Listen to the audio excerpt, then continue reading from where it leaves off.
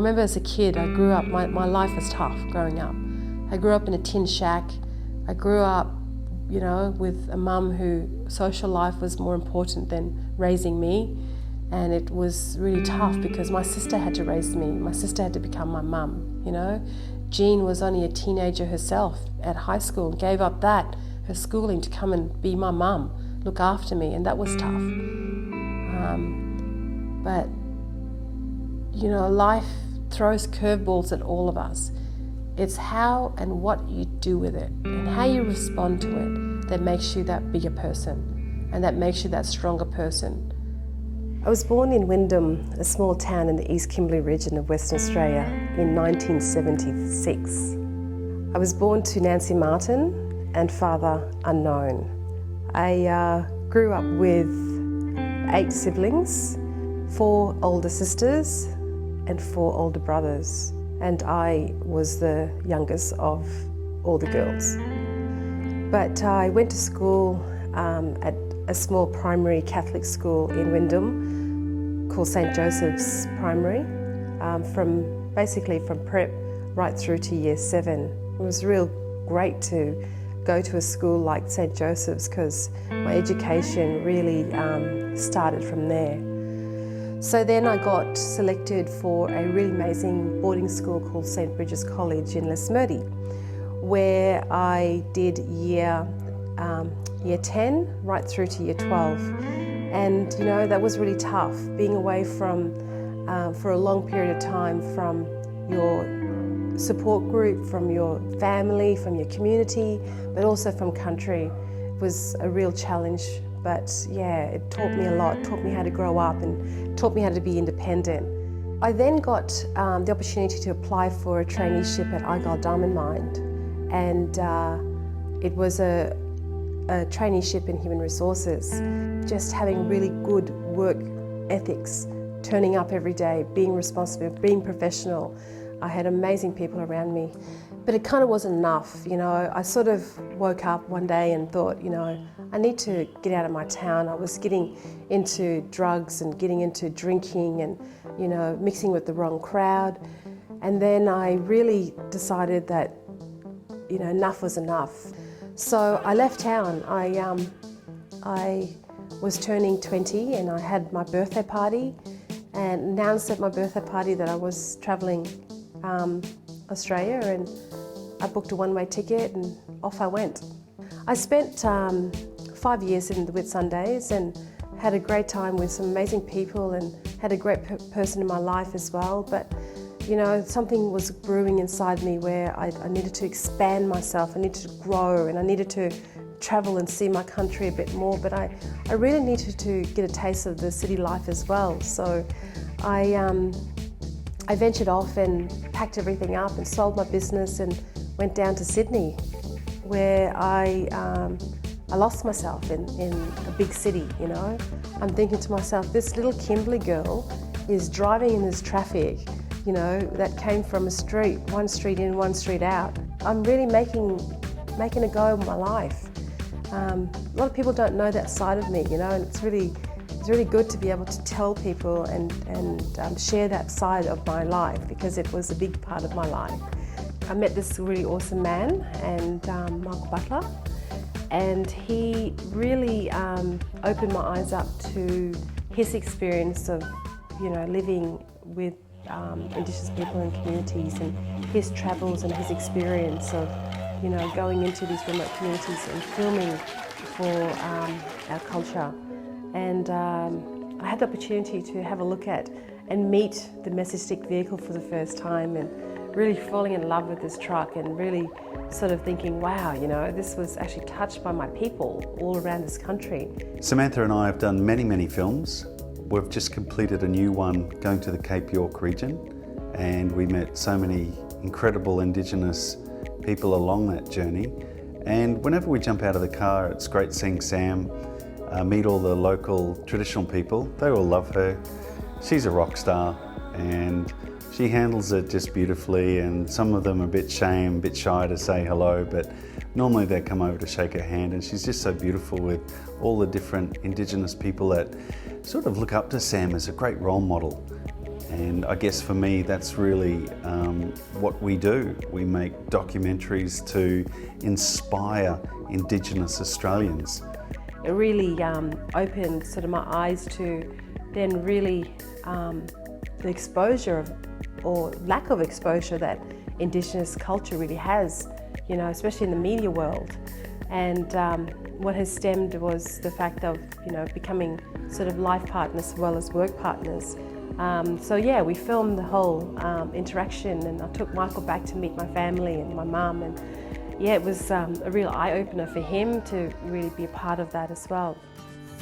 So Mum, do you remember when I was a little girl how I used to go out and hunt and collect berries and stuff in the bush?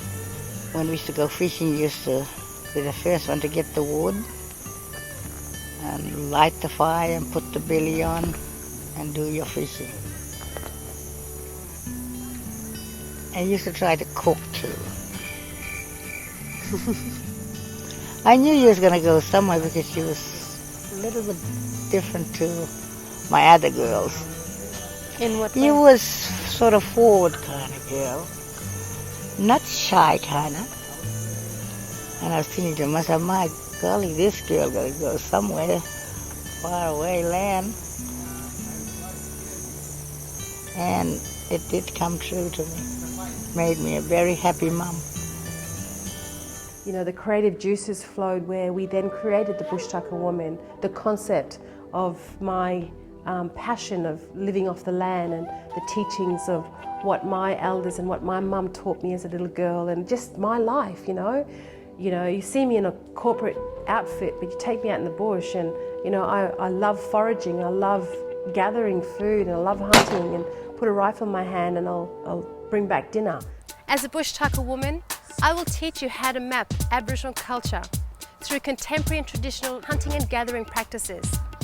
Why not grab a camera and film that and have that sort of be an educational story for the next generation, but also something that we can be proud of bush foods. Make bush foods okay, introduce bush foods into the kitchen. So it became a real great passion of mine, and you know, just having a camera follow me around in the bush and, you know, catch a turtle and cook it up and eat it, like, great, you know, I'm living the dream. So out of that whole venture became the Bush Tucker Woman. She grew out of that, you know, this character that I have.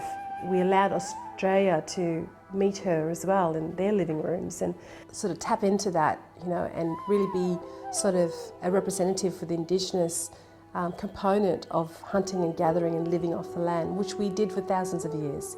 You know, we didn't learn that in the army, we didn't learn that as a survival skill, it was just a part of us. And I wanted to take it a lot further and really explore that and, you know, be a woman who was, you know, a hunter-gatherer, be that woman, be that voice for my people, and, you know, not to sort of say that I know everything about foods and bush foods, because everything is so diverse in this country, that I really wanted to promote people in their country, the people who are doing it, who have been doing it, who have been taught by their, you know, ancestors of how to live off the land. And that to me was one of the most greatest things that I could give my people, give them a voice, give them, you know, an opportunity to be a part of a great film.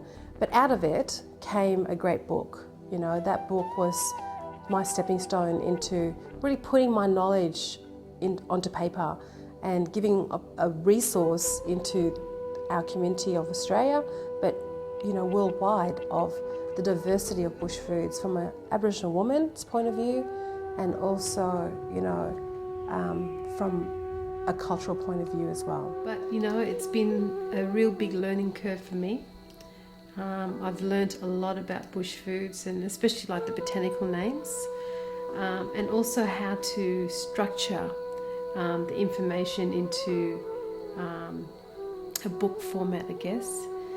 I've also been racing around trying to find, you know, the bush tucker itself to take photos, and that's been really enjoyable because, you know, you get your artistic flair going.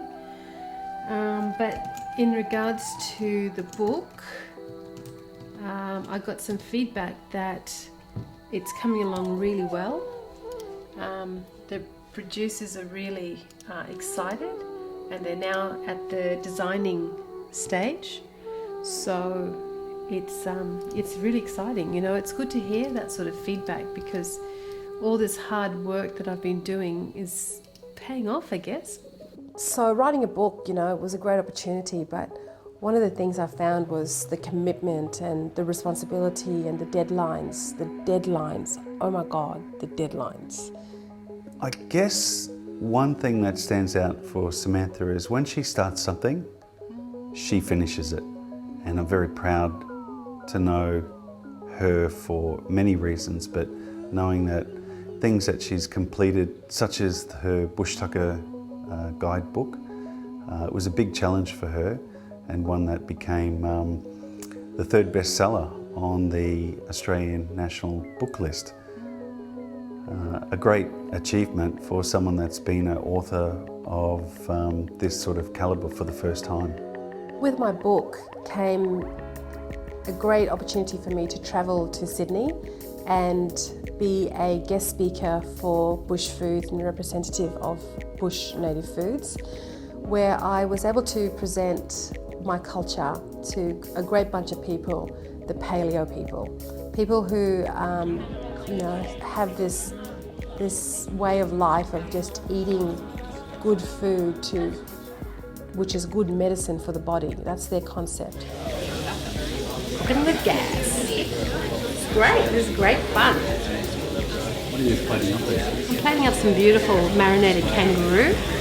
So I've got some juices going on. I had some crocodile cooking as well. So you can have a little bit of kangaroo, or you can try both, or just have some crocodile. So let's get those taste buds dancing. Lovely. Very nice. Yeah, very nice. That's good. After 37 years of my life, I met my father for the first time. I thought I would end up not meeting him and meeting my other creator, but I did. I got that opportunity, and through the grace of God, through the grace of the universe, and the grace of my ancestors, I was able to see my other creator and look at him in the eyes. I had so many questions that I wanted to ask him, but all I could do was just look at his hands and his face and his feet, and just to see him, to actually see him for the first time, was one of the most precious moments of my life. It actually allowed me to close that chapter, close that door, and I feel so whole and so completed now. And my life has been an absolute blessing, and that was one of them, to get that opportunity to see my father for the first time. This is my dad. 37 years of my life, I've always wondered what he looked like. Just to know what he looked like was a big thing for me. And now I see him, and I can see my other creator. It's a beautiful moment. Sad, happy, but beautiful. Yes, it really breaks my heart. This is my journey. This is my story. This is my way of life. And that's all that matters. Fall apart.